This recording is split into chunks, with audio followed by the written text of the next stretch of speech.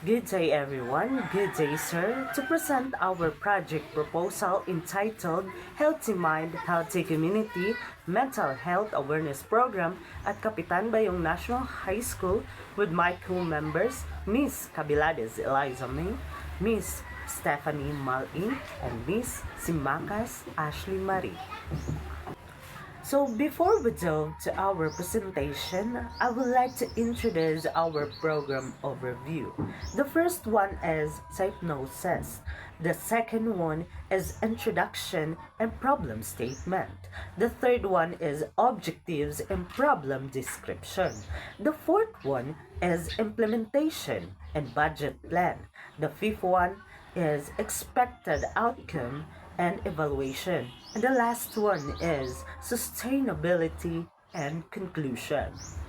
So, let's proceed to programs hypnosis, which is the overview of our project proposal entitled Healthy Mind, Healthy Community. So the purpose of this is to promote psychological well-being and address mental health challenges among students. So many students in Kapitan Bayong struggled in their academic, so that we propose this kind of project proposal. So the beneficiaries of this program is approximately 200 students, teaching staff, and school personnel. So the next one is K activities, which are seminars on stress management, peer counseling workshop, mindfulness session, distribution of education materials. Through this, kay makita gyud nato nga kani nga program kay makadako siya og beneficiaries sa mga student, dili lang sa mga student sa Kapitan Bayong, but also sa mga teaching staff and school personnel. Kay dili naman ang mga student ang gaka-encounter og mga school activities, and also ang mga teaching personnel. So murag kani nga program is maghatag gyud ni siya og kuan bitaw sa ato ang pangutok nga mapaayo ug mapalayo ta sa mga circumstances nga dala sa mga daotan nga, like for example magbuhat ta og mga daotan nga buluhaton, like pagkitil sa ato ang kinabuhi. So mao na siya nga kulang yun kay ang awareness sa mga tao tungod sa mga kuan circumstances nga possible nga gaka-encounter nila. So, the next one is expected impact. So, the expected impact of this program is increase awareness, improve coping strategies, enhance communication, and supportive school community. So, by this program, makuan gyud nga dili na bitaw kaay challenge sa mga students, sa teaching personnel, and so on. So naa sila evaluation daan sa ilang self nga through this program kay kuan na bitaw ma-open ilang mind nga dili mo buhat sa kanang decision na bitaw nga decision, like aware na sila kung unsay dapat buhaton, like mag-relax or unsa ba diha nga dapat nga buluhaton nga mapalayo sa mga stress bakaha, or like unsa nga mga possible nga gakahitabo nga kanang kuan simple bitaw nga gaka-encounter nato. So let's proceed to the question, why this program matters, or why this program is very essential or very important. And so in school context is diverse student population facing academic pressure and social challenges. So, based to our research, Kapitan Bayong kanang mostly student at senior high school facing academic pressure. It is because daghan kay mga activities nga ilang nga ka-encounter, o kana siya nga mga activities is natural lang para sa mga senior high student, because kay diha man gud gina-build, diha gina-test mga student kung karapat dapat baka nga mo college. So sa ingana nga way gaka-encounter ang mga student og academic pressure. That's why we propose this program to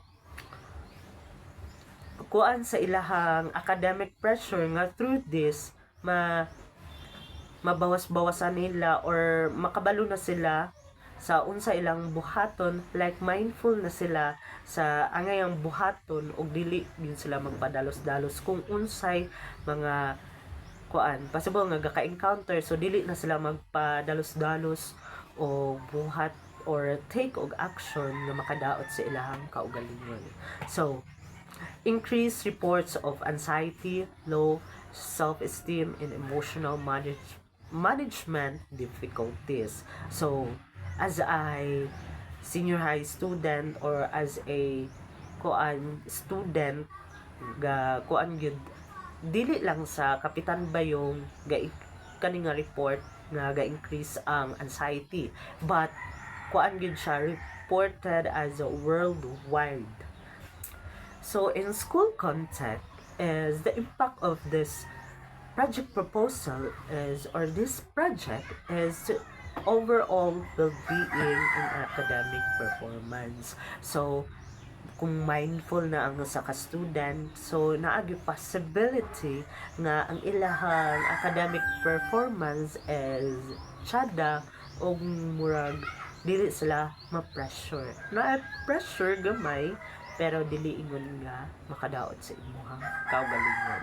So for this program matters for the current gap is limited access to structured mental health program, insufficient knowledge about stress management and coping strategies, lack of awareness about seeking help when needed.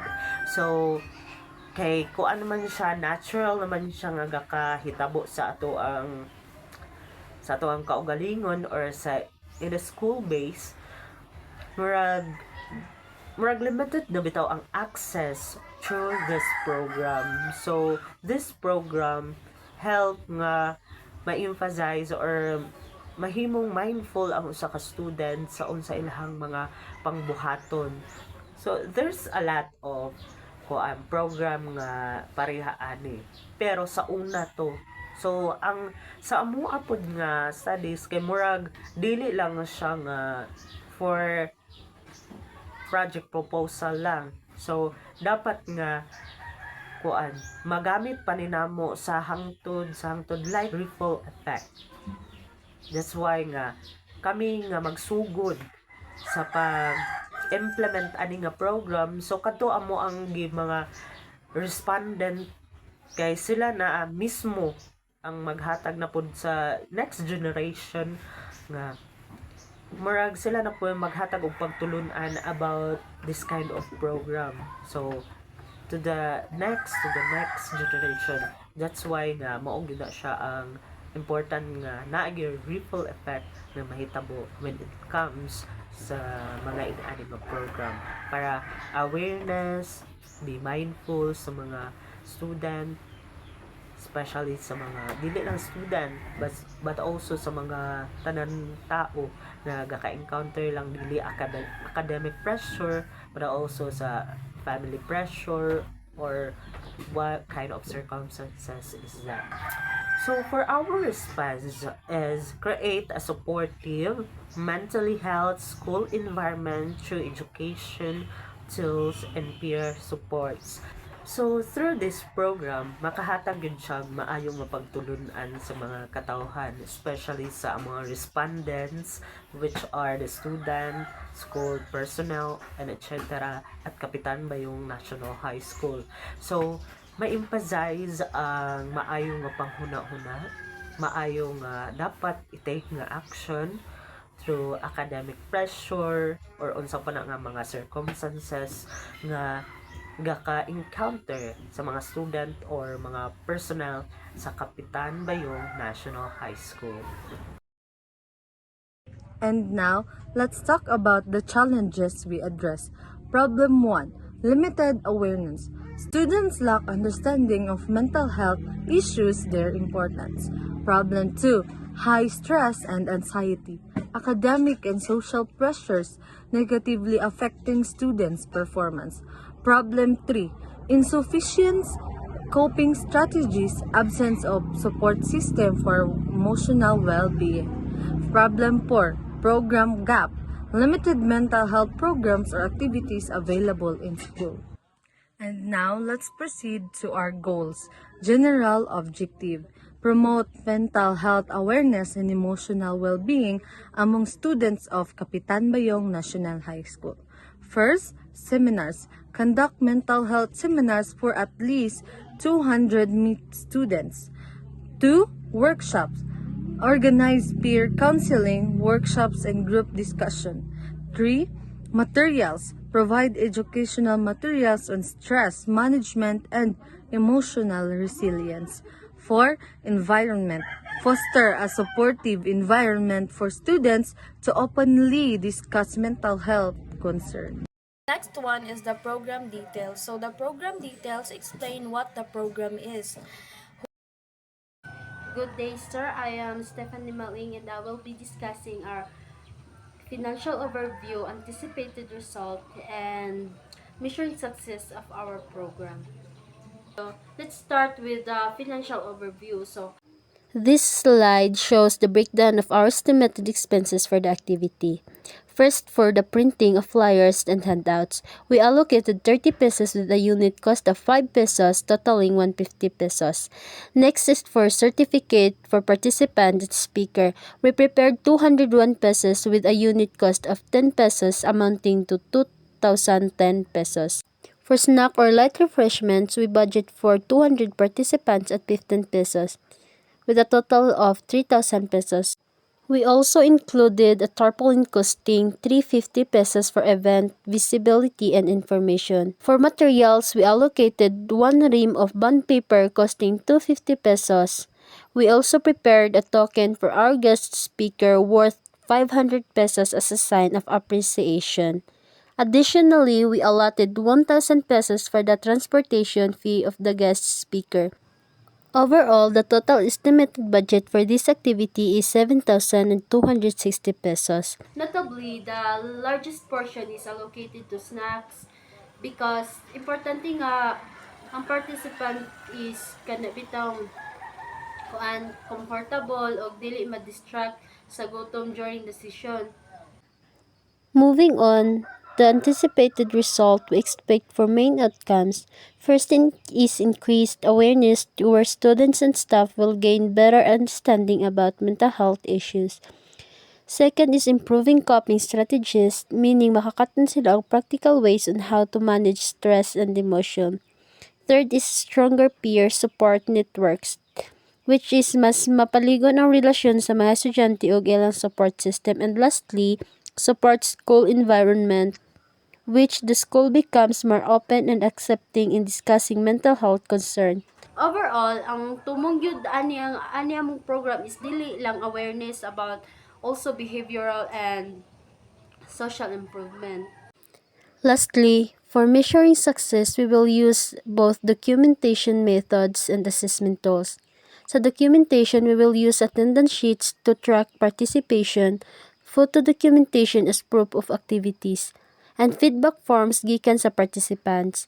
Sa assessment tools, natay pre-activity and post-activity surveys aron makita ang difference sa knowledge before and after the activity. So we will also conduct evaluation to assess their understanding. So, we assure that this program have a long-term impact in our society, which are sustainable. Our sustainable plan is included coordination, which is coordinate with school, guidance, counselor, and teachers. So, through this, mahatagan, dili lang kami ang makahatag og pagtulunan sa mga estudyante, but through pod sa ato ang mga teachers, makahatag pod sila pagtulod, makahatag pod usab sila o pagtulunan sa ilang mga estudyante.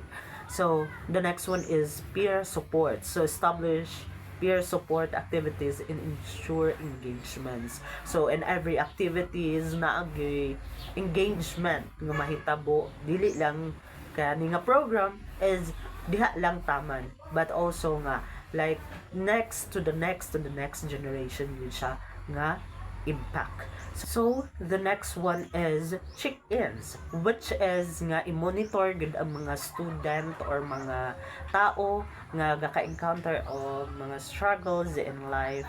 So, there's a lot of workshop that pwede nato nga mapabuhat.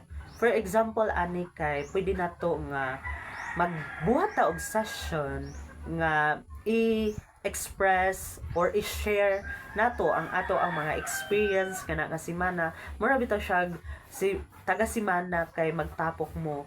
So kana sulti nimo kung unsa imong na experience kana nga semana, unsa nga mga panghitabo, unsa nga mga circumstances o unsa nga mga kalipay imuhang na kuan ana nga semana. So ing ana nga paraan, ing ana nga workshop mahatagan og maayong kalambuan sa atong tagsa-tagsang nga mga kaugalingon. So in conclusion, mental health awareness is very essential in our society, in ourselves, in our community. It is because it helps people to be mindful in everything.